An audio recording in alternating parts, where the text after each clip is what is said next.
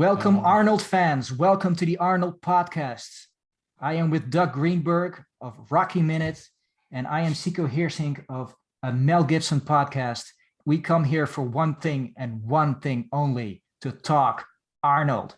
Doug, you've watched Pumping Iron, probably, I assume, as much as I have. Let's get into it. Pumping Iron is one of those, I said it before we started the show that you can't understand where the man has been unless you understand where he started. Now, I love the subject of bodybuilding and the stuff that these guys go through to build their bodies into the chiseled stone statues of, ancient Rome. Yeah, so how old were you when you started working out? I was like right about the end of my high school age. So 1996, let's say. So I was never like too serious about it. I was So more you came in late. Yeah. Oh yeah. Yeah. Yeah. Wow. And even in the years of weightlifting, I would get some little impingement here and then take off a couple of months and then I'd start lifting again. And it just, I wasn't as dedicated about it as someone, say, of your background. Right. So when did you become aware of Arnold? Was that around 18 or later? Oh my God. No. Because usually that goes hand in hand. I was a big fan of Arnold's action movies when I was a kid. Interesting. So much You earlier. knew him as the actor before you knew him as the bodybuilder. Oh, for sure. Absolutely. I And am it was exactly probably the opposite. Yeah. Yeah. Knew him as a bodybuilder first. I started working out when I was like 9 or 10, with just calisthenic stuff and stuff from martial arts. And then I got into free weights when I was 12. I was aware of who Arnold was in bodybuilding terms because I had run across the Pumping Iron book, which is the book that actually preceded this documentary, because the writers of that book are also the guys involved with the documentary. I remember the Rolling Stone article. There's this famous Rolling Stone article on Arnold when he was Mr. Olympia. And he had like really famous photos with Annie Leibovitz, who was a huge photographer back in the 70s and 80s, basically art, what she produces. And she was one of the major contributors to Rolling Stones in terms of images. And she shot like these indelible images of Arnold. And that's actually when I first saw a poster, because in Europe, the Pumping Iron movie was marketed with the Annie Leibovitz pictures, where you see Arnold smoking and you see like this, you see him looking at the camera through this haze of smoke in a red t-shirt. So I was aware of that.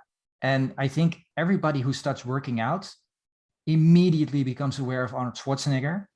And that's exactly what he wanted. When Arnold was king and Arnold started marketing himself, I have to become iconic. Whenever somebody touches a barbell, they must think of me. Yeah, and that sure in carried many ways, on. when you watch Pumping Iron, that's where it's already starting, this myth building around Arnold, this legendary bodybuilding figure. Yeah, I guess I just wasn't as inserted into the weightlifting, community at that point. It wasn't until my maybe right at the beginning of my 20s when I realized what a force Arnold actually was in the bodybuilding community. I mean, I always, you knew of him as like a Mr. Universe, Mr. Olympia, whatever the biggest Mr. Olympia is ahead of Mr. Universe, right? Like that's the one for all the marbles. That's what they also explain in Pumping Iron. You have all these different federations, and you have people who have won Mr. Universe multiple times. So they come up with this concept where only Mr. Universes could enter this particular contest. You could not enter unless you were Mr. Universe. So that would decide who was the best. For sure. He proved himself worthy 6 times in a row. 6 times in a row, and he made a comeback in 1980 and finagled himself into a 7th win. Now, there have been people who have won more Olympias, but to be fair, most people regard Arnold as the greatest bodybuilder of all time, even though there are people with better bodies, bigger bodies, but nobody ever had his package. like I've seen this movie a bunch of times, but I never really understood what went into bodybuilding until I actually sat down and like paid attention to the voiceovers and stuff when they talk about proportion and muscle symmetry and everything. Yes. And you can They're see human art. we'll get to it, but there's a couple of scenes where I think it was Ken Waller that was criticizing Mike Katz's physique and saying that, you know, his arms are too small for his chest or you know, we'll get into it later, but that I didn't realize that little minute nuances like that can cost you the higher you get, the higher level it becomes in a competition, the more these little tiny details become huge details. Right. Even the shape of the day, whereas one guy would hold a little water so you can't see his muscle definition, that could be a factor in whether he's placed higher or lower. I mean, those tiny details become huge problems to those guys on the day. Pumping Iron was a book. It featured Arnold. They came up with this concept. Well, we'll turn it into a documentary. The problem is the people who they wanted to make the documentary with, like Arnold and Lou Ferrigno, they had retired because there was no money in bodybuilding. I mean, nothing. You couldn't earn your living with that. So they went into other things. And Arnold had won the Olympia 5 times, and he was tired of it. He wanted to get into acting. And the screenplay for the book Pumping Iron had been adapted first into a novel and then into a movie screenplay called Stay Hungry. And Arnold had been cast as the lead. So he was looking to get into acting, and he was retired from bodybuilding, and they had to talk him into doing another Olympia. It's like, no, we're not going to have a movie unless you compete in South Africa. Mm-hmm. So he had lost a ton of weight for Stay Hungry because the director of Stay Hungry, Raffleson, had said, look, I need you at 210 pounds. So I need you to, otherwise you look too big on screen. And so Arnold had lost a ton of muscle weight. And then he had like 3 or 4 months to just put it back on again to win the Olympia, which is interesting. That's why the physique of Arnold from 1974 to 1975 is so radically different. Because in 1974, he's at his biggest, and he defeated Lou Ferrigno, who was humongous at that point. And if you look at the pictures, you see the tremendous difference between the two competitions. Whereas because of all the dieting he's done that year, 1975 is much harder. Yeah, because Lou had retired as well, and because Lou was a sheet metal worker in New York, and he lived with his parents in Brooklyn, and he was out of bodybuilding, and they basically called him up and said, look, we'll pay you to be in this documentary. We'll pay you to train, and we'll pay you to be in the documentary to compete. And then he was like, well, okay, maybe I can have another go at it, because he'd already been Mr. Universe twice, Mr. America twice. So there's really nothing for him to do except try to beat Arnold, and Arnold had defeated him. So there's really no point. Right. That's the bodybuilding pinnacle, being Arnold for Mr. Olympia. And Arnold was unbeatable.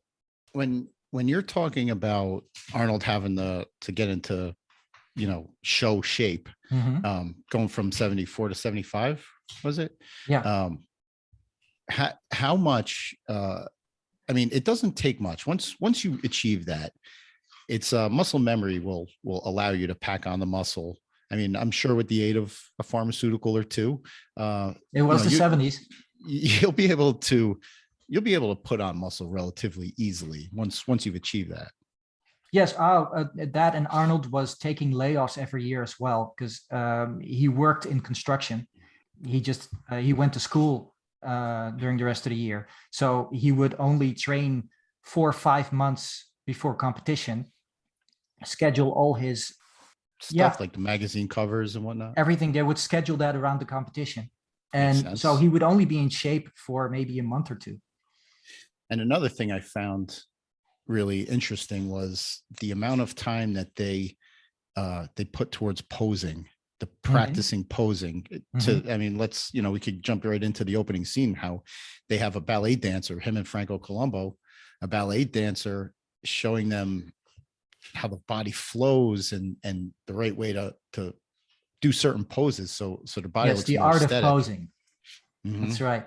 Yes, it's a little contrived because I doubt Arnold in reality worked with a ballet dancer to improve his posing, to be honest. But it does show on what level bodybuilding is in terms of physical display, in terms of presenting physical art.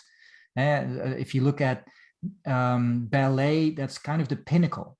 That's human movement in art form. Mm-hmm. And so you have a ballet dancer putting the finishing touches on what Arnold does. Well, it's more than you can tell from the scene that she does know what they're doing, which is very interesting.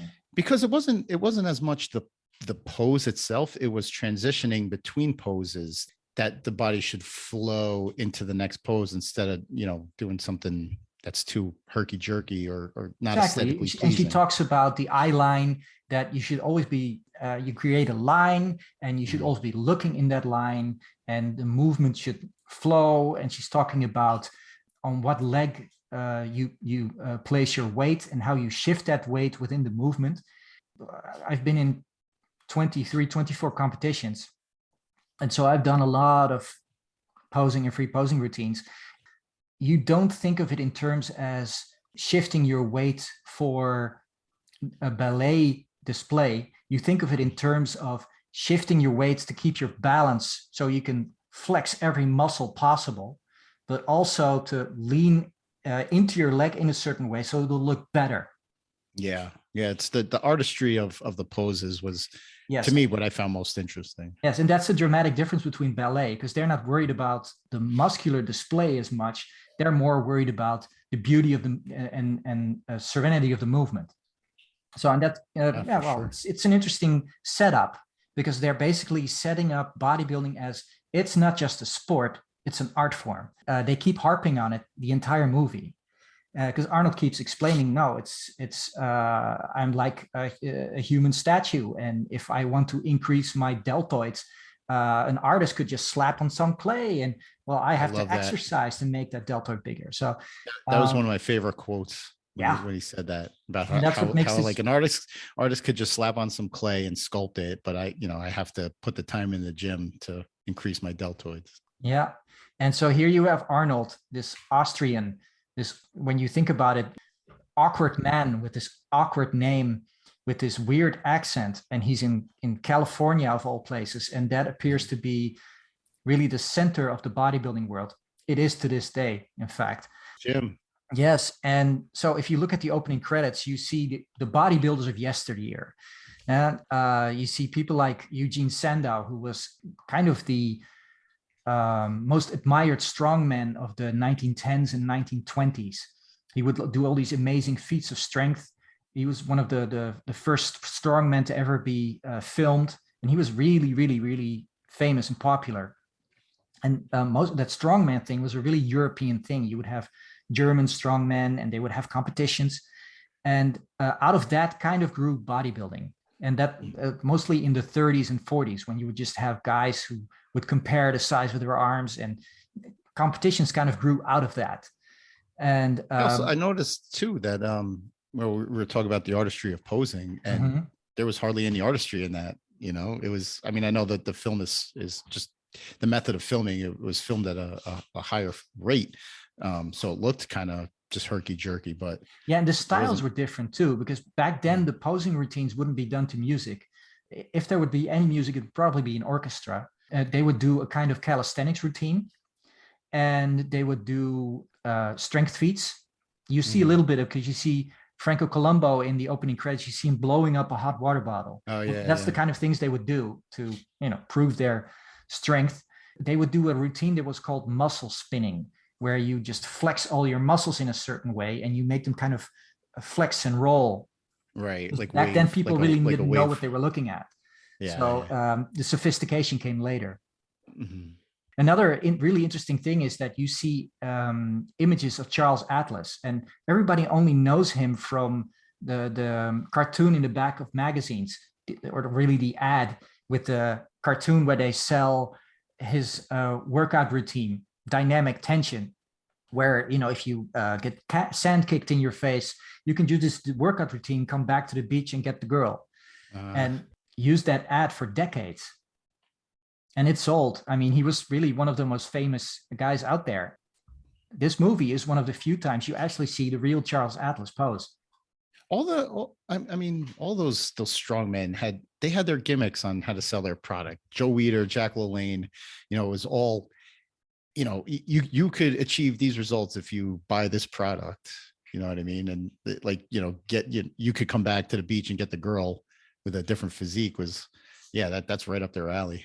Yeah. Arnold, same thing. He had his mail order business, one of the biggest ones. In fact, he was the first bodybuilder to actually need a secretary to make sure everything got out properly.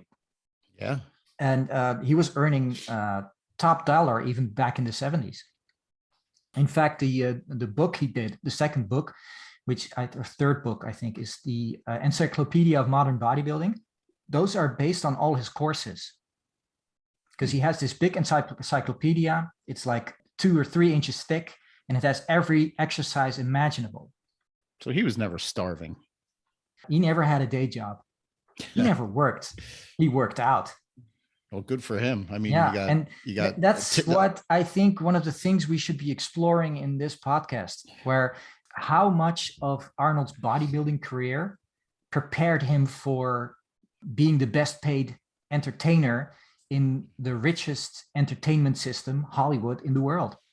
How much of the traits we later come to admire in him in his movies were all honed in his bodybuilding days. Well, we could see it right from here, the charisma that he has, but also like injecting himself into the LA scene definitely helped. I mean, if he was bodybuilding in, Arkansas, like Austria, we would never stayed in Austria. Yeah, we would never know who he was. So going to LA was a move number one. Yeah, and then essential. Just being the biggest guy in the city also helped. Yeah, so really, the main question should be: could Arnold's launch into the movie business have gone any better? I don't think so, because he was just being as big as he was. There's nobody on film like him. So if you wanted a robotic looking bad guy, if you want a big muscular hero, if you want, to show a guy in a loincloth in the woods talking to animals, you know what I mean? Like you had all of that wrapped up in Arnold. And he did it perfectly. The opening, really one of the opening scenes of Pumping Iron, we see Arnold coming back from his layoff, and he's coming back into the gym. And so there's this small guy compared to Arnold, because he's huge, jump into his arms. And then we get to see one of the real basic traits Arnold has. The first thing he says is, "You're a sick guy." And he doesn't say it in a nice way, does he? He just sort of kind of berates him. There's this guy who's like, hasn't seen Arnold in months, and he's happy, and he jumps into his arms because there's cameras there, and that's a cute thing to do. And Arnold, who obviously doesn't want to be portrayed in that way, immediately asserts himself as the dominant alpha male, as the king of that gym, and just say, "You're a sick guy." That's good to see. He's abrasive. He kind of ridicules guys who are smaller than him. Yeah. He doesn't like the little guys. He comes off in a playful way, though. He has this mixture of charisma and cruelty. It's like, when you tussle the hair of a little kid after you tease him and then like send him on his way, you know what I mean? That's kind of what he does to all these people. Yeah. And it's kind of like, it's like a jerk move. It's like a dick move, but I mean, he does it in a playful way, but so it seems like he's not being a jerk. I'm just messing with you. Yeah. He's the cool quarterback in school. Yeah. Okay. A guy you want to be friends with, but who sort of intimidates you, and he can just mess with you whenever he wants. Yeah. Oh, You're at his mercy. One of the things I loved about seeing him in Golds in the beginning here is like we know Arnold as the action star, the physique that he presents on camera, but I loved seeing him fine tuning it and working on it, seeing him do like the grunts and the weightlifting faces, seeing him like he's putting the work in. The first 10-15 minutes of Pumping Iron is just basically introducing Arnold, introducing the sport. And you have this voiceover where he talks about the pump, which is, I think, one of my favorite things in this movie, where Arnold pontificating about his version of bodybuilding, where it's like the world according to Arnold. It's like, yes, the pump, it's the most satisfying feeling you can get in the gym, and it's this and that and the other. Like, really, Arnold, really. Yeah, and later on in Pumping Iron, he just compares it to having an orgasm. It's like, oh yeah, I have an orgasm day and night, because I can have the pump anytime I want. Like a constant, like not unending orgasm. Exactly. But it's more of him just pontificating about bodybuilding. It's weightlifting. I mean, you lift weights and I lift weights, so we know the feeling of the pump, like where it feels like your skin is about to rip, because because you stress that muscle group so much that it feels like it's going to pop out of your skin. Yeah. And he's not wrong about the pump and the feeling you get from it. I wouldn't compare it to having a 18-hour orgasm. What was your first pump like? Oh my God. I thought, I remember the early days, it didn't take much to get the pump. No. But when you think like you feel strong in your first couple of reps, and then all of a sudden the fatigue starts to set in. Yeah. Then when the lactic acid starts to build up. Yes. After your ATP, your adenosine triphosphate is all depleted. Then after you work that muscle group, you look back at the weights, you're like, I didn't even push that much weight, but I feel amazing.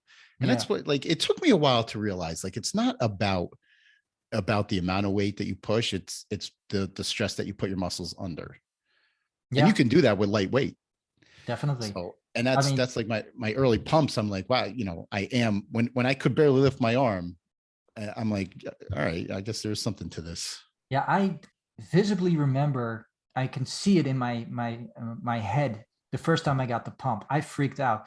I just got a plastic dumbbell filled with concrete. It was about, I want to say, by American standards, about 5 kilos, which is like 12, 13 pounds. So I was doing curls with that, because that's the first thing you do. You get a dumbbell, you do a curl. So I was doing curls, and this was, I was like 10. I started doing reps, and I did a bunch of them, and then my arm started feeling numb and weird. So I let it go, and I looked at my forearm, and it was swelling, and I freaked out, because before that I didn't have any capillaries. I didn't have any veins. Right. And my forearm veins started popping out and coming up, and I was looking at them, and I freaked out. Yeah, I was looking at my forearm, and it was swelling, and those veins were popping out, and I was like, oh, is this normal? Do I need to go to a hospital? What's going on? And I had kind of that sensation Arnold talks about, where it gets so tight, it feels like someone blew air into the muscle. That's exactly how it felt. It felt completely immobilized. And I was like hooked on that from then on. That was it for me in martial arts. I was into weights. This was it. Yeah. This was what I wanted to do. To an extent, that's the same thing that happened to Arnold. I mean, he was into soccer, and he was into all kinds of other stuff. And he just sort of went to the gym by accident, because his coach was like, well, we'll try that and see if you guys can get a little bit more muscle. And he worked out, and he went nuts. It was so bad, he couldn't walk home. Leg days, man. And those are the things you remember. And it's like, that separates the wheat from the chaff, because the guys who really want it, they come back. Oh yeah. That's the difference. And that's what Arnold talks about in the movie, about pain barriers. It's like, yes, if you want to be a champion, you have to go through pain. And if you can go through the barrier, you make it to be a champion. If you can't go through, well, maybe you should play basketball or checkers. Well, the pain is enough for a lot of people to quit. Yeah. And it's not really pain, is it? It's discomfort. It's just physical discomfort. Burning your arm is pain with fire. Working out is just physical discomfort. Right. And it ends, and then you have the results to show for it. And you get that nice endorphin rush, and you know what those results are going to be.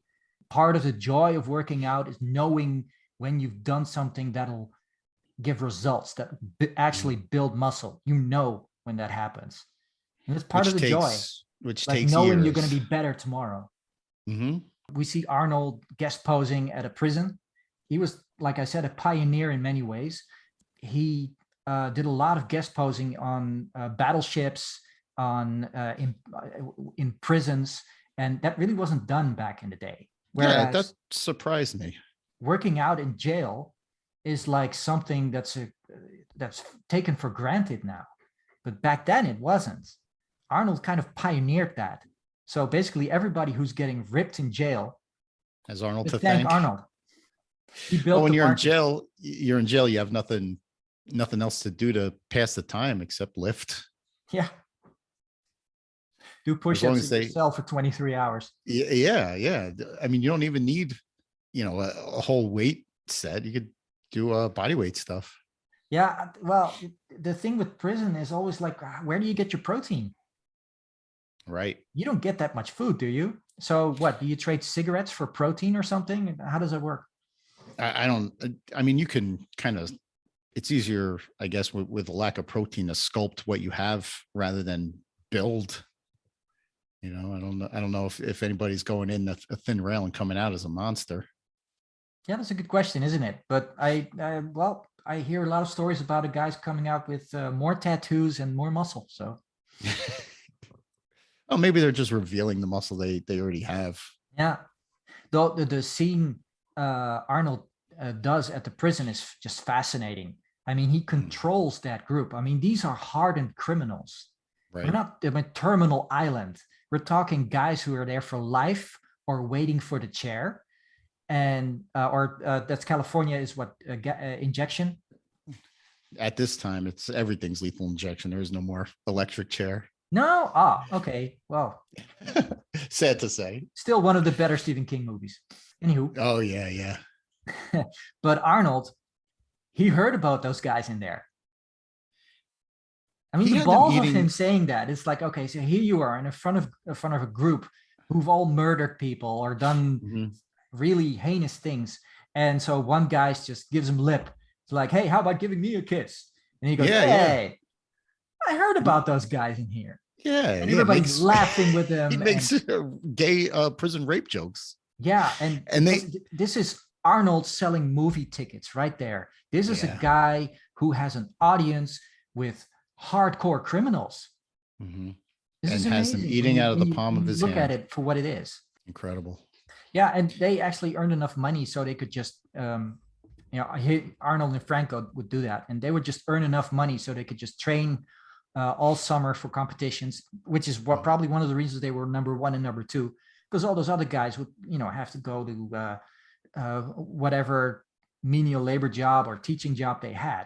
And Arnold and Franco would have, the convenience of just, we work out and then we eat and then we sleep on the beach and then we bang a few beach bunnies and then we work out again, rinse, repeat. And they would do that all summer, all because they could do those guest posing things. Really, the only thing separating them two was about 8 inches, right? In height. Yeah. Because they as far as physique is concerned, they were pretty neck and neck. Yeah, and don't discount Franco Colombo, because Franco Colombo was really the alpha male of the two. He was the stronger one, mentally the stronger one, the more mature one. I mean, don't forget, Franco Colombo was the boxing champion of Italy. Yeah. And he wasn't a joke. People look at him as, it's a small guy. No, seriously, Franco, even in Pumping Iron, he's kind of like, well, that whole psyching thing where they sort of suggest Arnold is this mentally superior person. Not with Franco. Definitely not. Definitely. Franco's one of those like cool, calm, collected, quiet guys. Right. I guess he didn't have like the brash charisma that Arnold had. Yeah. Maybe that was the only thing he was lacking. Yeah. Because there's this one scene where they're working out on what's called Muscle Beach, which is the outdoor gym. Have you ever been? Yeah, I've been. Yes. Nice. Of course. I figured you would have. I had to. Yeah. No, and I worked out there because it's kind of a pilgrimage thing. I think if you for sure. If you're competitive, at some point you compete in the United States, and your main thing in mind is I have to get to the Gold's Gym, I have to get to World Gym, I have to find out where Arnold trained, I have to be there. I have to walk, kind of like if you're a Rocky fan, you run the Rocky steps. Right. Yeah. It's your rite of passage. Those people are your heroes, and you mold yourself after them to an extent. The same with Rocky. You want to walk in his footsteps, imagined or not. Right. Same here. So you see Arnold and Franco working out, and they're bench pressing. Arnold is counting in German. At one point, he just mumbles, "Ja, och, das ist genug für heute." And basically, that means that's enough for today. He makes Franco laugh. So Franco has like 300 pounds. Yeah, and sitting on his chest. Pushing that off as a warm-up weight, and he just drops it on his chest because he's laughing. Then Arnold supposedly has to assist him to get it back up, but he's like, he just sort of like, oh, he probably sees a girl or something. He's not paying attention. So you hear Franco yell at him, "You faule Schwein, you fucking pig." And then it's like, okay, he helps him up. And then they just laugh. They laugh like men. And it's just an amazing scene. But you see kind of Franco was never in any trouble. And he was controlling the situation because Arnold was, fucking off again. Yeah. But that's really the dynamic between the two. And it's very subtle. But you can tell Franco is really what holds Arnold together in many ways. Because Arnold came to the United States first. And the first thing he did was beg Joe Weider, bring over Franco. I need Franco. I need Franco. He whined for a year to get Franco. Because he knew, if I'm ever going to be Mr. Olympia, I'm going to need Franco as a training partner. Wow. Yeah. And when he made his comeback, which is a whole story in itself, in 1980, he was training for Conan because they were doing principal photography starting January 1981. So he had to get in shape. And so he was training. And when you get in shape and you get close to competition shape and everybody else is training and the Olympia's coming up, something in the back of your head is always going to say, hey, I could make my comeback. Because in the previous 5 years, that's all Arnold had been doing, talking about coming back, and that's what everybody was always, thinking about. So when is Arnold going to come back? Because major champion bodybuilders always return. Now, if you look at Reg Park returned, Bill Pearl returned, everybody makes a comeback after a few years to basically build on their legacy. Because the past Mr. Universes had to win again to prove they were as good as the guys in the past. How much of it do you think it's to see if they still have it? Exactly. Still have it, but also it's marketability. I mean, you make your money doing guest poses at seminars and selling yourself as an image, as a product. So you really don't want anyone else to usurp your position. So Arnold had to reestablish dominance in 1980. Did that in much the same way you see him do in Pumping Iron, with all that psyching. He drove his competitors crazy by alluding to that he might compete, might not compete. He wasn't sure. Well, we'll see, blah, blah, blah. So he had like this major competitor, Mike Menser, and he was driving Mike Menser crazy to the point where Menser was getting therapeutic help, was seeing a shrink because Arnold was messing with him every day in the gym. And then, of course, he was only supposed to be a judge at the competition. Menser complained about that. And then when they got to Australia, as it turns out, no, Arnold is entering the competition. And then he almost got into a fist fight with Arnold because during the athletes meeting, Arnold at some point just offhandedly remarked, well, you're not going to win anyway with a bloated stomach. And Menser just freaked out. I mean, he was so egged on by Arnold for months and months that everything just blew up. And in the end, he placed fourth. It seems like Arnold so psyched out. Arnold wins the mental game 100 times out of 100. Yeah. That's crazy. There's this famous story where Arnold, the lighting was really bad. And at the 1980 Olympia, Arnold was number 4, and he was in the wrong part of the stage. So Franco came on stage and warned Arnold, you're in bad lighting. You need to get on the other side. So Arnold, after hearing that, created a commotion, introduced Franco Colombo to the audience, and then just casually walked over to the best part of the stage where the lighting was the best. Yeah. That's Arnold. And he messed with everybody that day. I mean, he didn't completely succeed because part of the audience knew what was going on, and he got booed out of the building. No. But he won simply by force of will. And then he ended his career and sailed off into Conan the Barbarian. Then we had Arnold, the movie actor. Well, you know what one of the things that I noticed about about the size difference in particular between him and a guy like Lou Ferrigno Mhm. is Lou is what 3-4 inches taller than Arnold. It's almost a head taller. Lou is huge. I've met Huge, Lou Ferrigno. 6'5". He's enormous.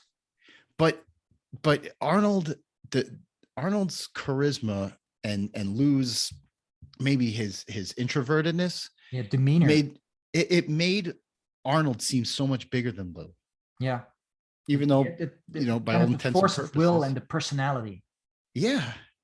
So he dwarfed Lou just being the personality that he has. Mm-hmm. And I actually there were a few times in this because he's getting it from all angles, from his father and from Arnold. I feel bad for the guy. Yeah, because one of the tricks Arnold does in pumping iron, and you notice in the latter part of the movie, he talks constantly. Yeah.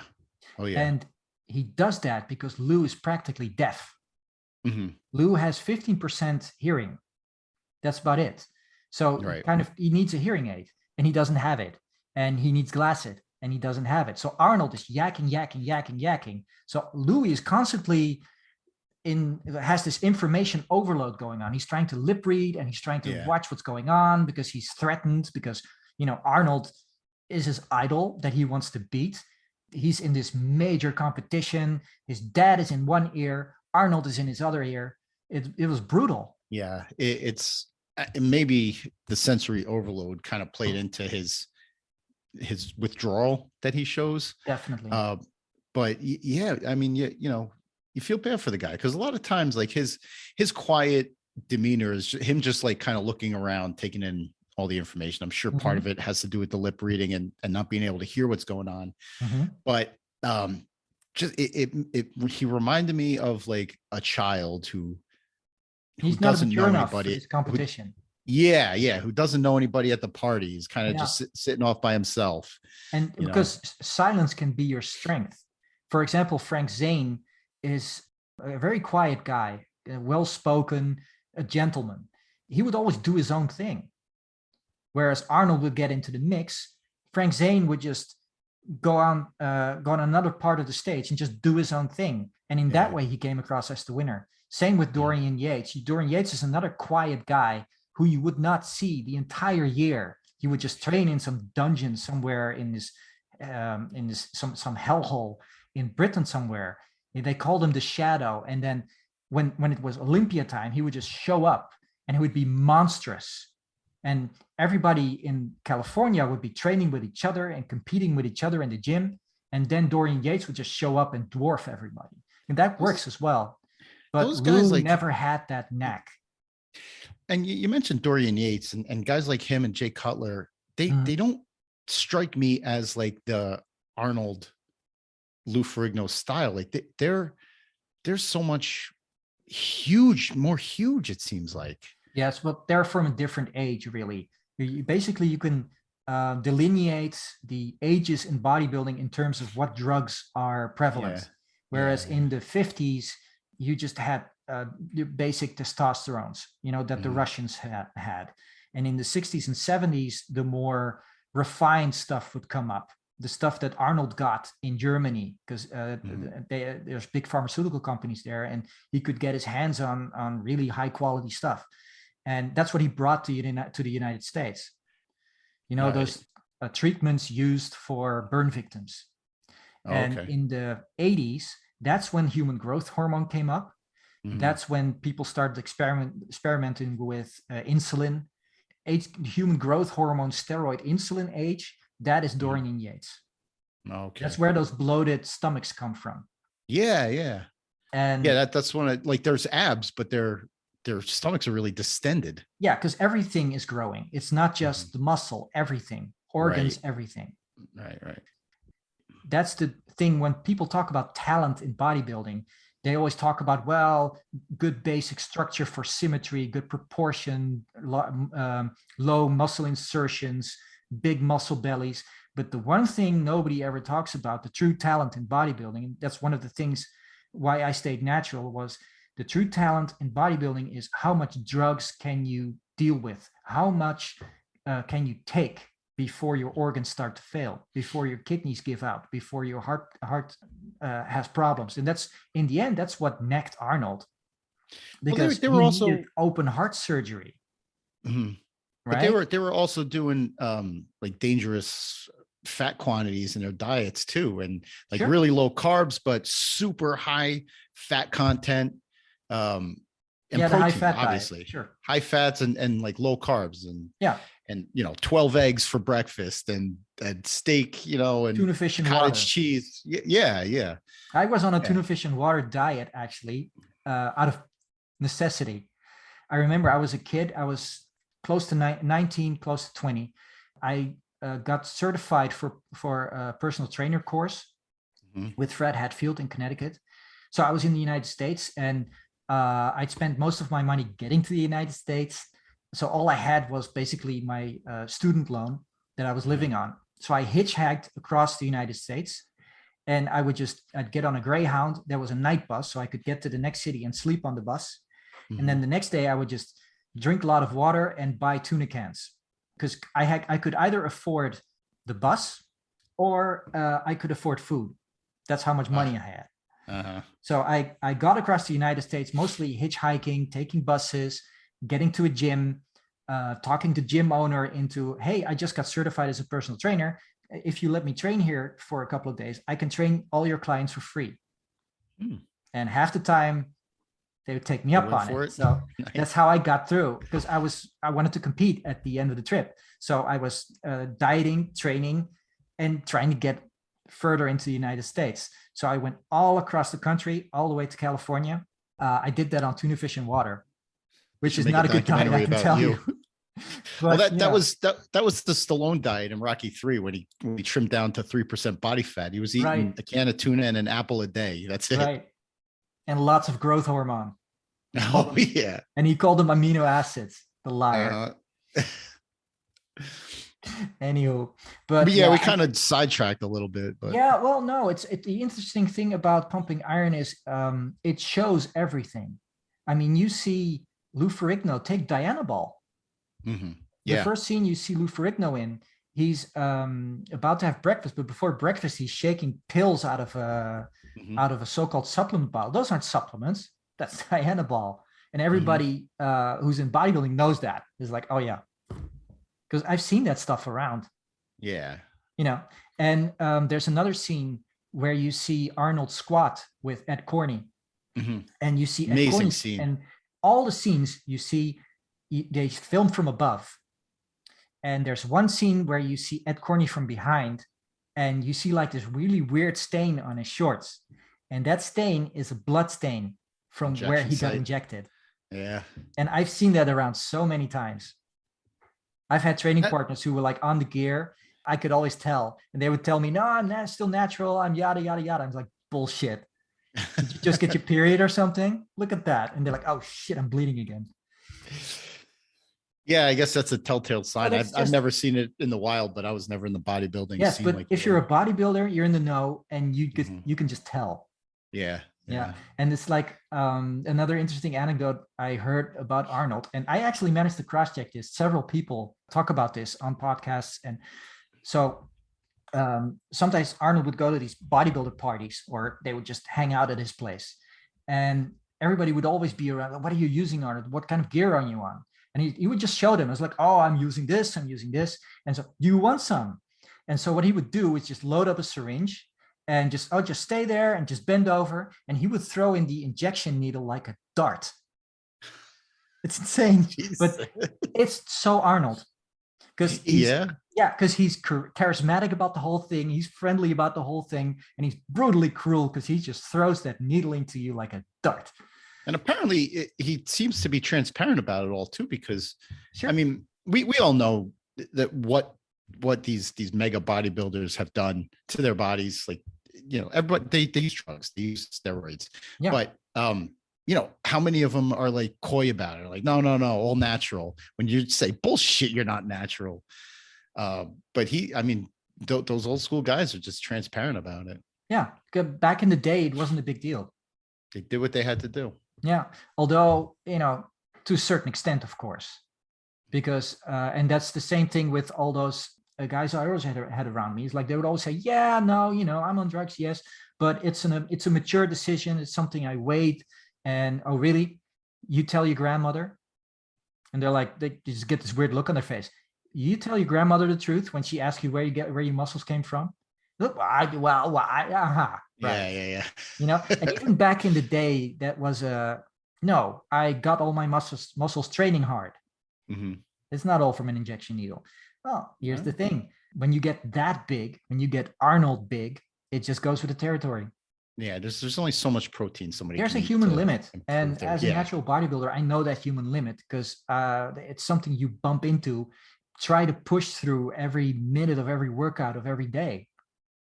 There's just a limit, and if you have less genetic talent, then not all your body parts are going to come up. Right. That's why in natural bodybuilding, you see guys with like really great body parts and some really disastrous ones. It's because, well, they don't have the pharmaceutical support to bring those body parts up. You just can't recuperate enough. Whereas guys who are on steroids they can just work on their weak points to the point of extreme overtraining and just bring them up. That's the whole trick to it. It's not like slapping on some clay and sculpting it, right? Nope. Well, if the clay is steroids, yes. There you go.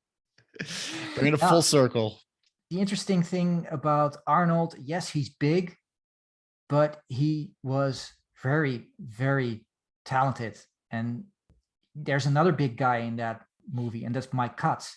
And Mike Katz he's huge, but he doesn't have Arnold's finesse.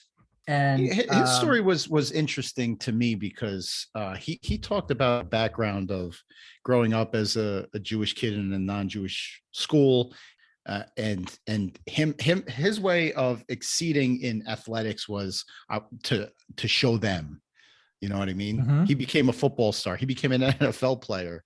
He became a bodybuilder, and it was all like, I mean, I guess at some point he shifted the focus to doing it for himself, but his reasoning for starting was to show them. Yeah, he was bullied, and he has a great way of dealing with it. And he explains this. He has this beautiful philosophy about it. It's like, he compares himself to a dog, and he says you can kick a dog for so long, and he will either roll over and die, or he's going to bite you and attack you. And I'm the kind of a person who's the type of a dog who will bite back. And I think that's the best way of thinking about a situation like that. You have to overcome these things mentally and physically. And a lot of these people end up in bodybuilding because bodybuilding is mentally really tough. And they succeed in it because they have that kind of background. They want to be big because they felt threatened in their childhood, and they want to compensate. Well, I can imagine it's mentally tough, and this is coming from a non-bodybuilder, but when we see the scene where he loses Mr. Universe to Ken Waller, right? Yes. And the disappointment on his face, it told the whole story. Like, he was happy for his countrymen, but he was also disappointed that, I mean, he didn't even crack the top 3. He came in at number 4 on that. There's actually another story surrounding his entry, because he wasn't qualified. He wasn't qualified to go to the universe. In the IFBB at that point, you only had 3 classes. You had the short class, the medium class, and the tall class. And the short class entry was Danny Padilla. The medium class entry was Robbie Robinson. You see Robbie Robinson in the throwing around the football scene, where Ken Waller is explaining how he's going to take mentally tear down Mike Katz by taking anything he can find of his and hiding it, which is a scene they shot after Ken Waller, as a joke, hit Mike Katz's t-shirt. But there's a big thing, is that Ken Waller was qualified to compete. Mike Katz wasn't. And so they invited him. They just invited him. Then the competition came, and they said, at least Pumping Iron people said, look, we need Mike Katz in this competition because he's a big part of the documentary. No Mike Katz, no documentary. We need him in there. So what they did was they just disqualified Danny Padilla. Oh, really? They just disqualified him. Like, okay, you're not going. And he was there. He was about to step on stage. And he's like, what? So you see, just for the sake of the documentary. Exactly, and you see Danny Padilla in the scene where you see Franco in his prejudging comparisons, and they talk about him. It's like, look at his back and look how wide his back is, etc. He's like a bat. He could fly with those things. The guy who says, "Wow, he could fly with those things," that's Danny Padilla. Oh, and he's like a younger guy that was talking. Competition, and he tried to fix it himself by going to another team and saying, "Hey, you guys are a short guy." He went to, I think, Portugal, to the Portuguese team, and he kind of brokered a deal. It's like, look, I'll just come out for Portugal. And they said, oh, sure, fine. Because they didn't have a short guy. And here they're just, they get an American now, and Americans usually win. So he actually enters the competition. And then, of course, because it looks like he's about to win, all the other teams start complaining. And they have like this big meeting. And Danny Padilla is kicked out again. Oh, man. Yeah. He just couldn't catch a break. It wasn't his year. He could. And the worst part is, in the 1981 Mr. Olympia, he was the obvious winner. He was in such tremendous shape. It's just mind-boggling. And Franco Colombo won. And I think Danny would place 5th or something ridiculous. And again, he got screwed. It's just Danny just cannot catch a break. How political is the bodybuilding competitions too? Because can you really pinpoint minute differences in one guy's physique compared to the other? Well, yes, you can, but it's still comparing apples and oranges. But in bodybuilding terms, if you take the judging seriously, yes, you can. The reality of it, when things are so incredibly close, there is some wriggle room. Besides, it's a subjective sport. And in the end, it's the promoter really who decides who wins, because they're always going to pick the guy who's going to have the most support, who they're going to make the most money with. Well, they have a whole year of Mr. Olympia sponsorships to trot out, right? Right. And so you're going to pick the guy who's going to sell your magazines. You're going to pick the guy who's going to be in your ads. To a degree, part of being a Mr. Olympia is carrying the sport. And when you carry the sport, you carry that with you. Lee Haney got a lot of extra Mr. Olympias, even though he really didn't deserve them, simply because you don't want to rock the boat. Things are going well. We're getting more prize money every year. We're selling more magazines every year. We're getting a bigger audience every year. We're not going to rock the boat. No. We'll see. We'll see until the next big guy comes along. It's a big men's sport. We are introduced in the second half hour to Arnold, who explains how he got started, that he dreamed of, leaving Austria because, Austria is small and his home life was very uptight. And you see him in a photo shoot and all his dreams have come true. He's got a girl on every arm and he's the most powerful man in bodybuilding. And you really see the relationship Arnold has with Joe Weider when they're filming that ad, where you have Joe Weider directing how the girls are supposed to hug Arnold and how they're supposed to be. And there's a famous story where Joe Weider would send Arnold invoices for ads in his magazine, because Arnold had a mail order business and he would advertise in Joe Weider's magazines. So Weider would send him an invoice for that. So Arnold would just send back a bill for all the pictures Joe Weider took and used of him for the cover of his magazines, etc. And neither of them would ever pay. And the most powerful promoter in bodybuilding was beholden to the most powerful bodybuilder in bodybuilding, and they were codependent. And you see that in that scene. It's really, both men are at the top of their game, and Arnold is about to move out, and they need a new champion. And here was Lou Ferrigno on the horizon, but you still see Arnold really in his glory. I mean, he's doing seminars and you hear people asking him questions like, do you drink skim milk? And he's like, oh, no milk. No. Milk is for babies. When you grow up, you have to drink beer.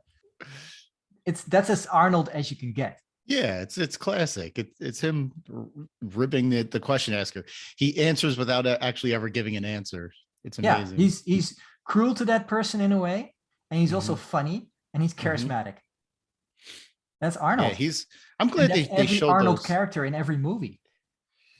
those those photo shoot scenes and stuff, because you get a look into the I guess the dividends that come with putting your body through all the stress that he has and winning these competitions. This is how you get repaid in the end. Is, you get these photo shoots, you get surrounded in beautiful women, and it's just a way to market himself further into, and it got him a career in acting. And at that point, Arnold was fixed and focused on becoming an actor. I mean, he dominated the bodybuilding scene for years now, and he was king of, when he guest posed at a competition, 300 people would scream his name. But here's a guy who had a bigger vision. And you hear him talking about it in a voiceover where he's like, yes, I was always dreaming about powerful people. And, I was dreaming about dictators and things like that, to like Jesus being for thousands of years remembered. In a way, you can say he achieved that very thing. He's really immortalized. You can say Stallone kind of pioneered the action genre, but throughout the 80s, Arnold the muscle in action genre. Yes. Yeah. Yeah, because there was an action genre. You had Clint Eastwood. Yeah, sure. That you had Charles Bronson. Charles Bronson. I mean, and Steve Reeves, to a certain extent. Steve Reeves was the idol that Stallone emulated. Steve Reeves was in many ways a pre-Arnold. He was Mr. Universe, and then he played Hercules and a bunch of other movies. He made good money doing that. Right. Yeah, but Arnold took something that somebody else pioneered and just owned it throughout the 80s. That's, which is going to be the kind of the point of this little abbreviated podcast we're doing. We're not doing we should let the listeners know, we're not doing a complete Arnold career breakdown. We're picking our favorites. Yes, we're cherry picking. Definitely cherry picking. Totally. Well, here's the thing. Most podcasts are desperate to put out as much content as possible. I am more interested in really finding out why a certain artist is successful and why he may and how great his art is. Because when you look at painters, you don't look at every painting, you look at their best paintings. And it's the same with movies. It doesn't matter if a movie bombs or is just not as good. You don't have to pay attention to that. You pay attention to when he succeeds. So why would you look at, say, The Villain, which is a movie he did in 1978, 1979, that did nothing. It did nothing and it doesn't add anything, and it's boring to talk about. But when you talk about, and that's what we'll be covering, Conan the Barbarian, which is a milestone in his career. Now that's interesting to talk about because that's a true piece of art. Whereas The Villain is just something, well, okay, if you've seen it once, you want to forget about it as soon as possible. And our buddy and podcaster on the feed, Sean Malloy, who does the I Must Break This podcast, he said that he does a Dolph Lundgren podcast, so he knows about bad films. Oh, definitely. Covering the bad films could be fun, which I agree they can be. I've done plenty of Stallone flops, and they are fun. Oh, and I commiserate. I have listened to all of them. Yeah, but for I've heard you groan on every one of them. Yeah, but for what we're doing here, we will not be groaning, my friend. No, but for what we're doing here, we are taking the pinnacle, or what we think is the pinnacle. I mean, who knows? Somebody might hate Twins, but guess what? We love it, so we're going to cover it. I don't think anybody hates Twins. How is that even possible? I don't know. I was just picking something and throwing it out there. You could hate Junior. Oh my God, yeah. And that's why we will be covering We're not. Twins, but we won't be covering Junior. Right, and that's the perfect example. Yeah. Anyway, so you see Arnold, the king of bodybuilding, posing on Muscle Rock. And that's actually a really cool scene. I watched all the outtakes because there's actually another documentary on pumping iron called Raw Iron, and where you all see all these deleted scenes because they shot like thousands of hours of this stuff. I mean, I think they shot for like almost close to a year. And so there's actually a scene where they all pose, the entire Gold's Gym group, all of them pose on that mountain, but they chose for the movie, they chose Arnold posing because basically Arnold is the king. He's the golden lion, which makes, in pumping iron terms, makes a lot more sense. But it is fun if you love pumping iron to watch the outtake documentary with all the extra stuff, because there's some gold there. You know, there was something else I wanted to ask you about. Pretty much all of the training scenes that we see, like Arnold and the other bodybuilders do when they're actually lifting weights, they do it barefoot. Was that a typical thing back then? Is Maybe it they didn't a typical afford thing shoes now? I don't know. I think the You don't see reality people. is that they had. I think Gold's Gym was carpeted. Gold's Gym was it's like a house, and I think they had a carpet. And I suspect Joe Gold just said, "Hey, leave your shoes outside." And everybody was just on flip-flops, and they didn't want the flip-flops in the gym. Also, it's uncomfortable to squat in flip-flops, so you're basically squatting barefoot is more comfortable. Actually, I know guys who have like that special shoe where you have like it's kind of a sock with toes. So yeah. So you have better kinetic contact with the floor. Well, it's not my thing, but I've taken my shoes off to deadlift sometimes. If I'm not, I'll usually squat or deadlift with Chuck Taylors because they have flat soles, right? So there's no cushion, no stress, extra stress on the knees. But I'll deadlift in socks, or I know some of the like the more serious, the Olympic style lifters, they use those shoes that lift their heel off the ground, so they have more quad activation. Yeah, and you can push through your heel better, so you can activate your quads better. Right. And you're stronger that way. Because if you, in normal shoes, they tend to be more fixed around the balls of your feet. And that really, that destabilizes you in many ways, especially during squatting. So you really want to push through your heels. And it puts more stress on the knee joint. Yeah, but no, you see Arnold barefoot in pretty much every scene. Yeah. Which I'm sure Quentin Tarantino loves it. Yeah. There's always a Quentin joke when you're talking about barefooted people. Inevitably, he's the foot fetish guy. That's for sure. Yeah, I'm just waiting for the leaked foot fetish video off of Epstein's Island that inevitably we will see of Quentin Tarantino at some point. God, let's hope not. I have too much respect for Quentin to see something like that surface. Well, here's the thing with entertainers. They're people, and they're people who get too much money for what they're doing, and they're people who get too much attention for what they're doing. So inevitably, they will do something you will not enjoy. And I think you just have to appreciate the artist for the art. I mean, I'm doing the Mel Gibson podcast, and I appreciate Mel Gibson for the art he produced. But the person Mel Gibson,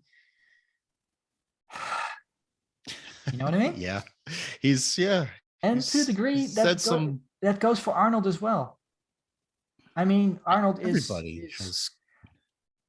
Yeah, what can we say about Arnold, right? I mean, here's Arnold, the champion bodybuilder, Arnold, the box office star, and then Arnold goes into politics. And the politics thing, it sort of rubbed me the wrong way. And he cheats on his wife with the housemaid. Well, that's Arnold. I mean, he cheated on women throughout his life. I bet that was a big news maker for some reason. Yeah, for some reason somebody thought that was, well, maybe because he cheated on a Kennedy. Oh yeah. Why would you cheat on a Kennedy? Right.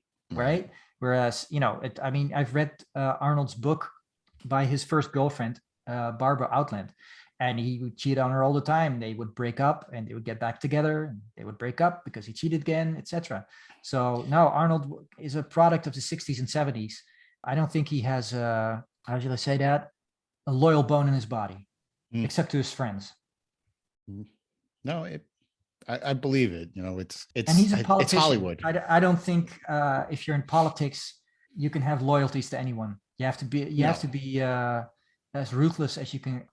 All right, loyalties and honesty, that and politics don't go hand in hand. No. Well, and whether Arnold succeeded in politics or not is another podcast.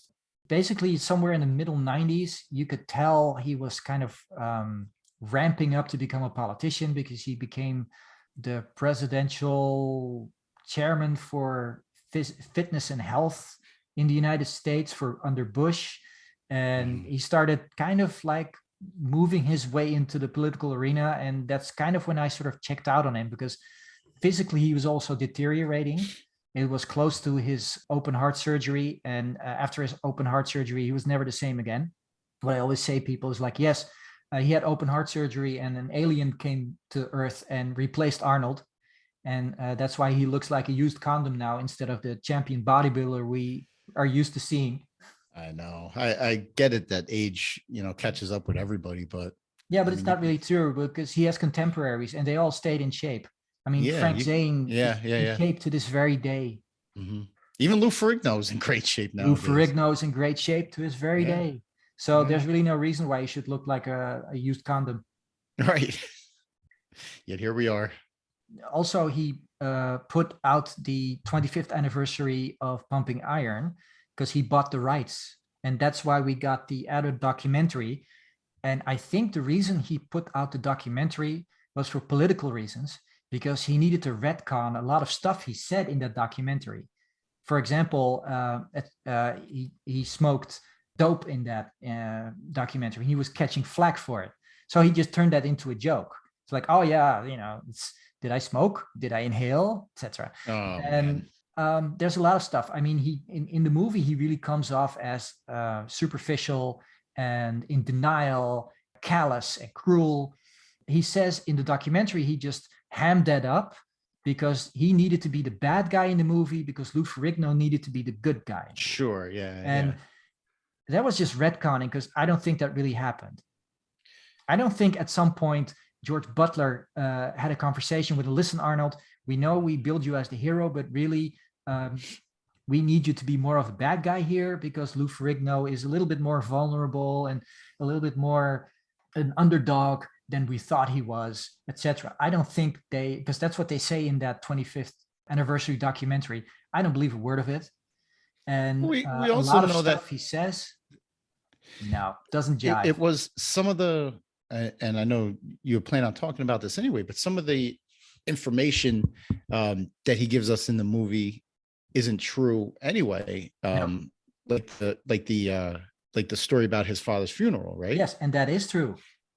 And he retcons it in the Raw Iron documentary, saying, no, that was just a story I heard from some other bodybuilder, and I used it to, come off as this machine-like perfect bodybuilder. No, it's very simple. He couldn't go to the funeral, and he also couldn't go to the funeral of his brother. His older brother died in a car accident, and he actually heard too late, because Arnold came back and Franco didn't want to tell him over the phone. So he waited until he got back to California and then said, well, I'll tell you after dinner. And finally after dinner, Arnold said, what the fuck's going on? And he said, well, your brother died. And he said, why didn't you tell me? So he calls his mom. And at that point, there's already a funeral. It's too late to go. What can you do? But in the thing with his father, his leg was in a cast. He was in South Africa, and he'd had an accident on stage. There was no staging. So thinking, well, I'm a construction worker, I'm a carpenter, I'm going to build my own stage. So he built his own stage. That thing collapsed under him, and he ended up with his entire body collapsing on it. Yeah. So he really tore the ligaments in his knee. So he was in a full leg cast. So there was no way he could go home to Austria for the funeral. So there's no way he could go. Right. So in essence, he probably would have gone if he'd had the opportunity, but he didn't have the opportunity. And it just sounded cool to say in the documentary, because he's basically just building up his persona as like the perfect bodybuilder who is untouchable, both physically and mentally. And it shows his dedication to the sport and what these bodybuilders sacrifice in order to achieve greatness. Yeah. And probably when he was in the race for governor, his advisors probably said, look, you're going to have to go back on that documentary and sort of show some growth there. Right. But a lot of stuff he says in the original Pumping Iron is just Arnold, unfiltered, because they shot thousands of hours. Mm-hmm. So they just picked all the good stuff. He probably said stuff that was even crazier, but that didn't make any sense. You see the competition in Pretoria, South Africa. That's a crazy thing in itself. because that's the first time an international competition was even held in South Africa. It probably held there because Reg Park lived there and probably helped organize it.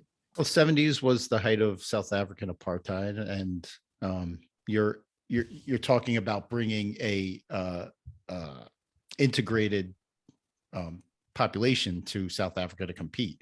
Yes, and amazingly, they allowed it. Yeah. And this country was like racist and was strictly segregational. There was true apartheid there. It's like you had white people and then you had the rest of the country. We're talking police state where you could only enter the white zones with a pass and only during certain hours. And then you'd have to make yourself scarce again and go back to your homeland, before a certain amount of time. Otherwise, you would just be picked up and arrested and interrogated, etc. I mean, you don't have to look far in terms of South African history to find really nasty examples. There was a civil war going on. South Africa was in a war in Angola, partially with the ANC and with other communist elements. In this mix, there's an international bodybuilding competition with a ton of Black people, which I thought was just amazing. And when I saw this as a kid, because I was watching a lot of Ali fights, and that was just par for the course for me. I never really thought much about it. Right. But on the other hand, we did see a lot of stuff in the news about South Africa where all these things were happening, all these riots and people getting shot and bombings. And so it's very interesting because you have this there's an unexpected entry, Serge Nubret. Well, he's an unexpected entry because they didn't think he could compete because he's Black. Yeah, right. So they weren't even sure if he was going to be able to get into the country. All the bodybuilders had a guest posing seminar in France, and they picked up Serge Nubret there. And they said, why don't you compete? Because he was probably competing there. Why don't you compete? And I was like, okay. So he came along. And then they got to South Africa and it was like, well, we're not really sure if we're going to get permission, yada, yada. So they were basically stringing along Serge Nubret. And Serge said, well, that killed my shape because I was in perfect shape for the competition. Then the day before they said, no, you can't compete. So I got really depressed and I started eating ice cream and what you do. He lost a percentage of his shape. And then the morning of, they said, oh, no, it's fine. You can compete. Everybody can compete. We're good. Albert Beckles can compete. Everybody can compete. Everything was honky-dory. So that Serge blames it on that. Arnold has a different story because Arnold always said that Serge was completely unbeatable when he's standing by himself and standing relaxed. And if you look at pictures of him, man, he's amazing. That perfect chest, those incredible abs, those wonderful arms. And he says, and then people would ask, well, what happens then? It's like, then he starts to pose and then he loses. And that's Arnold. You do a great Arnold, by the way. Thank you. So here you have Louis, who had placed second the year before. Now he's got his father in his ear. And here's the thing. Matty Ferrigno was never Lou's coach. It's suggested in Pumping Iron.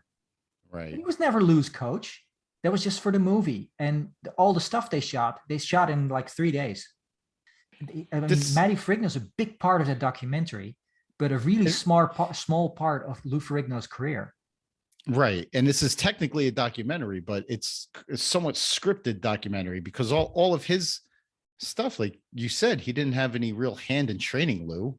He's contrived. It's all contrived. Yeah. We're supposed to believe that he was Lou's coach, Lou's trainer. And I think the sad part about that situation is, despite it all being contrived, I think Matt Ferrigno, he started believing it. He says we a lot. There's no we, there's Louis. Louis is competing. Louis is on stage. Louis is flexing. Louis is training. You're handing him a dumbbell. Right? But here he is in the gym explaining posing to a 2-time Mr. America and a 2-time Mr. Universe. Like, yes, you have to tilt your body, this and that. He kind of sounds like Joe Weider. Oh, it's ridiculous. It's like, what are you even saying? But do as I say. Yeah, he could or insists on telling you how to do it, even though he can't do it himself. Yeah, and you can see this thing just unfolding. Here's this overbearing father, this football coach father, and here's like the beaten down son who's just trying to please everybody. Right. Yeah, and that kind of the dynamic that we see happening with during the competition, when you see Lou, he's just subdued in many ways. Yeah, it goes back to what I was saying before about him, kind of just quiet there in the corner, not knowing anybody at the party, just sitting there minding his own business. But those scenes were with his father too were some of the scenes that I felt bad for him, because you got his dad berating him and telling him what to do, and Lou's, I think he's pretty capable to do it on his own. Lou built himself up out of nothing with a weight set in the basement, and he became, like, at that time in the 70s, the biggest bodybuilder ever. That's quite a feat. I mean, look at the things he had to overcome to accomplish all this. So given a few years, I think he would have been fine. Then the Hulk happened for him. Yeah, he turned out okay. Lou Ferrigno is frustrated about his bodybuilding career. I mean, he did make a comeback in the early 90s that, to all intents and purposes, failed. We could go into detail, but why bother? I mean, Lou Ferrigno had a charmed television career. He was at one point, he was more successful than Arnold. I mean, between 1977 and 1982, Lou Ferrigno was a household name, and nobody had a clue who Arnold was. So in many ways, Lou's fine. Yeah, he's the Hulk. Nobody's weeping for Lou. He is the Hulk. Lou Ferrigno and the Incredible Hulk, greatest Hulk are ever. Synonymous. Yeah. Oh yeah. Because everyone since then is CGI. Mm-hmm. He was the real deal. The Hulk in the early Marvels is Lee Priest, and Lee Priest is 5'8". He's not really the Hulk. No, 6'5" in CGI terms. 6'5", 275. That's a Hulk. The Hulk. Yeah. Yep. Yeah. And then he went on to in a recurring spot on King of Queens, which is a show that I love, and I love Lou's character on it. Yeah, he plays himself. Yeah. It's kind of a cameo.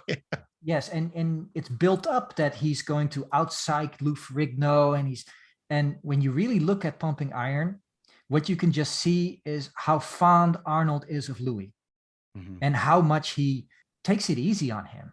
I mean, he teases him, but it's never really that cruel. He's not as bad as he is to other people. He's not bringing up any deafness. And that's his absolute weakness. And that's what Arnold does. He finds your absolute weakness, because he's a very shrewd man and he is a great judge of character. And he just sees your immediate weakness, and he punctures it.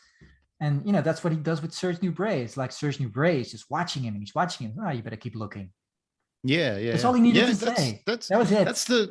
If you want to really cut your competition down, you exploit their weaknesses. And you're right. He didn't go after Lou for that. And Arnold is all over that competition from the moment he steps foot in the country until the moment he's saying goodbye to the fans. I mean, he goes on stage for the finals, and you hear, I think it's Ben Weider who says that. He says to Franco, "Give him hell." And Arnold just reacts immediately establishing dominance, because he can't have that right before he goes on stage. Like, there's that noise again. That little guy is talking too loud, and Franco's laughing. And that's immediately puts everybody back into the pecking order. And then he goes on stage and wins. Without even batting an eye. Not batting an eye, because he was so far ahead of everyone else, at least in 1975. Different story in 1980, but in 1975, it was effortless. To see his, like, we've seen him in the movies that we see him in. He'll flex a bicep, you know what I mean? He'll wear a tight fitting shirt, but to actually see him on stage doing his poses, it was, this is a very homoerotic podcast as it is. But I was in awe of that guy's body. Just in awe. Everybody is, because you can see he's the most perfectly developed human being on the planet. You can just see, it's obvious. And there are men who are bigger, like Lou Ferrigno, and men who are of equal size, like Mike Katz. But there's something different about Arnold. And that's because, like Arnold says, everything fits together. He Yeah, can't just increase it, like he says in the movie. He can't just increase his arms a half inch, because then everything has to increase or decrease. Right. And right. And the separation of the muscle groups, like you can almost see the insertion points of each individual muscle fiber is amazing. Yeah. It's really incredible. Arnold had true finish. Mm-hmm. It's a masterpiece. His work of art was done. Right. And in many ways, the movie Pumping Iron celebrates that, builds on the legacy of Arnold as the most perfectly developed human being on the planet. I mean, he showcased it for sure. And he built a career out of that. And that's what we will be exploring in the podcasts to come, because the next episode, I think, will be Conan the Barbarian. Mm-hmm. We'll see what happens. Yeah, you didn't even seem sure that you wanted to do Pumping Iron, but yeah, in retrospect, I realize how important we have to just giant hunk of meat came from. You don't understand Arnold unless you understand the bodybuilder Arnold, because the bodybuilder in Arnold has never left him. And Arnold was already a politician in bodybuilding. Mm-hmm. And in many ways, because of his charisma and in the way he psyched out his other competitors, he was also an actor. He was pretending to be something he was not, which is what an adult pretender does. Let's take the Terminator, for example. The Terminator is a machine, but he has to act machine-like. And, we could probably pinpoint like where his bodybuilding posing helped him perform like a machine. We can explore stuff like that. Absolutely. Arnold obviously has a mean streak.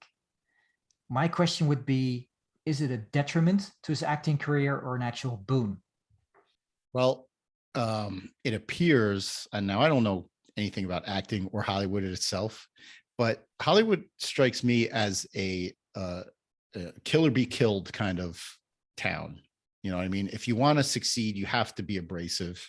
You have to assert yourself. You have to be a larger than life presence. You can't be Lou Ferrigno, timid, sitting in the corner, which, I mean, he made his own mark in Hollywood himself, but I mean, not to the scope that Arnold did. Arnold, I think his abrasiveness definitely helped him launch his career. Well, there is a famous story about when he was trying to get his first role and when he went up for Conan. Mm-hmm. Conan was produced by Dino De Laurentiis. And so his agent finally got him a meeting with Dino. And apparently he ruined the meeting because Arnold was in his glory. So as soon as he entered the room, he starts to, piss on everything. He starts to assert his dominance. So apparently what he said to Dino De Laurentiis, who's a man of fairly small stature, he said, "Hey, what's a little guy like you doing behind a big desk like this?" And apparently Dino freaked out and kicked him out. And his agent was really pissed because he said, "That was the shortest meeting I have ever had. Don't ever do this again. Next time we get into it, if I ever get you a meeting again, you say the exact opposite, because this might have killed your career." Yeah, you praise the guy that's going to call the shots, right? Not Arnold. But you could see him. Can you see him saying exactly that, walking into a meeting and saying that? I can definitely hear Arnold saying it. And from what I've learned from watching Pumping Iron, I could totally see him saying it. Yeah, and I think it was a big learning experience for him, that he was getting into a new arena. He was no longer the king. Right. He became the king again because he conquered the action hero field. I mean, at his height, which I think is around Terminator 2, he was outscoring Stallone. Mm-hmm. Because Stallone was completely psyched out by Arnold by that time, which is something we will get into. How did Arnold use his psyching techniques he honed in bodybuilding? How did he use it on his competitors? How did he use it in his movie career? Did that mean streak help him? I think it did to a large degree. And also his charisma, of course, because Arnold is a true salesman. And if anything, he sold every movie he was ever in. Yeah, he was definitely the face of a lot. there's a real point to be made that people like Stallone and people like Schwarzenegger had a big hand in getting guys like us in the gym. Yeah, I would say it was more of, the Arnold as a character than Pumping Iron itself, because I mean, with or without Pumping Iron, Arnold was a face of bodybuilding. Maybe Pumping Iron brought bodybuilding to the forefront, collectively. But I think as far as the weight boom or the weightlifting boom of the 80s, you're right. I would suggest it was Arnold himself, guys like Stallone. And, more so than Stallone, I think, because I've always marveled at the odd training techniques he uses. I mean, he was trained by Franco Colombo. Mm-hmm. So you would think Stallone would be more traditional, but he isn't. He has a Stallone way of doing things. Yeah, I'm sure he took tips from Franco and kind of made them his own. Yeah, you could say that, and injured himself. Yeah. Yeah. Stallone was shredded, but Arnold was big. Yeah. There was a clear difference between the two of them. Genetic talent, really. Mm-hmm. I don't think Stallone doesn't have the genes for it. No, his injury didn't help. If you rip your pec off to the point where you rip off the tendon in your upper arm, nobody comes back from that. That can't feel good. No, and well, in terms of, I mean, they had to put in a steel cable to replace the tendon, so he could have function in his arm again. So that's why Rocky had to fight right-handed. Yeah. Yep. What a gimmick. Well, it actually made the movie more interesting. Yeah, it was a plot point for sure. Yeah. Stallone's good for that, for like writing around issues. And this isn't a Stallone podcast, however. No, but you're a Stallone guy. So, and inevitably we are going to be comparing the two because they will be neck and neck in the 80s. Arnold is looking to overturn Stallone. Stallone is the top guy. Stallone is the guy on top of the mountain, and Arnold wants to be king. Right. So it's all about, how do I get past Stallone? Stallone was bona fide at the time Arnold was just starting. Funny part was that when Rocky came out, Arnold came out with Stay Hungry, and Arnold got the Golden Globe for Stay Hungry. And Stallone Rocky got Best Picture. So they were at the same award show. They had to really they came out of the gate at exactly the same time. Imagine that. Yes, and it's very interesting to see to compare the two. Yeah, the ebbs and flows of each career. Yes, and in many ways, Arnold was the smarter one, and Arnold made the better decisions. I totally agree. Yeah, that's something Craig Cohen pointed out in your on your Stallone podcast, the group podcast you do, is that Arnold made the tactically smarter decisions. And to an extent, Stallone made the wrong ones because Arnold goaded him into it. Yeah, we'll get there, but we'll get there. There's one example for sure that was a total troll on Arnold's part. So that's Pumping Iron wrapped up, our first ever episode. Yeah, and thanks for bringing this idea up to me, and I'm glad to be part of it, because I mean, I'm a Stallone fan. As much of a Stallone guy as I am, I'm also a total Arnold guy. I loved his stuff growing up throughout the 80s. Loved watching. I watched all of his action stuff, ate it up. So am I. I'm happy to be doing it. I'm perfectly content to be a fan of both. I don't think there's a contention there. Right. And one goes hand in hand with the other. It's, Yeah, now they're both expendable. Yeah. I don't know. I guess stand by for Conan the Barbarian coming right at you. Our next summer blockbuster. Yes. Looking forward to it. So am I. Bye for now. All right.